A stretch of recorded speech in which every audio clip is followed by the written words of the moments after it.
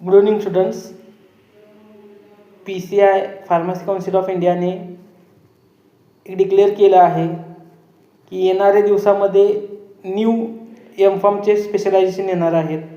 त्याच्यामध्ये first M.Pharm in medical device, second M.Pharm in clinical research and pharmacovigilance, third M.Pharm in AI and drug discovery development, fourth M.Pharm in pharmaceutical management, and last M.Pharm in biopharmaceuticals and bioinformatics. ह्या 5 trades आहेत. Students गेले 3-4 महिने झाले आपलं career opportunity असेल, GPAT guidance असेल, खूप साऱ्या गोष्टी आहेत. आपण मेन्शन केलं होतं की बायो इन्फॉर्मॅटिक्स PCIला सुद्धा जाग आली.